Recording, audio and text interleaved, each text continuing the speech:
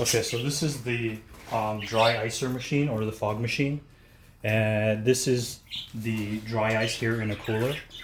The dry ice is in a thermal bag, which insulates the dry ice so that you'll keep it until tomorrow at around 6 or 7 p.m.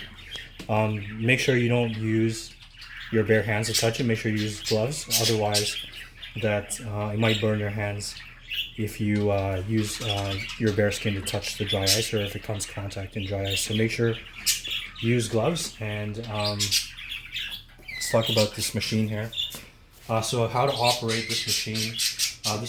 There's two locks here, and what it does, it rotates and you can take it off. So when you rotate it and you push it down, this is basically what it does to the lock.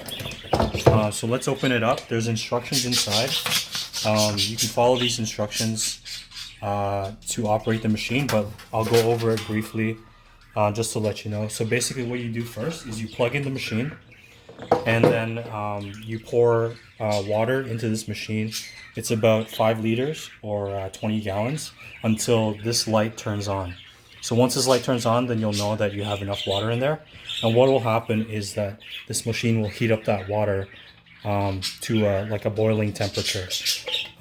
So then what you do is you put this back in. You'll roll this machine to the floor.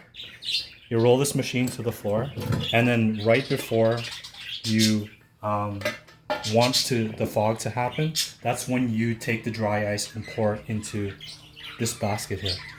So generally speaking, you want the water level to be below this basket so that it doesn't start fogging when you pour the ice in.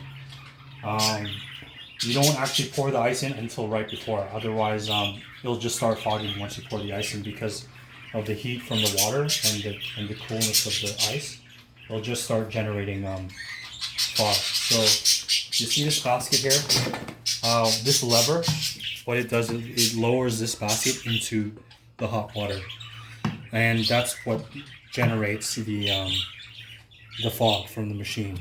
So what happens is if you lower this lever, it puts the dry ice into the hot water, and the pressure of this machine will put the fog out of the front there. So, but before you lower this dry ice into the water, what you want to do is make sure you close the top and lock it. Otherwise, when you go to lower this lever, the water will spew out of the top if you don't actually lock it. So what you do is you need to close it, rotate it, and then lock it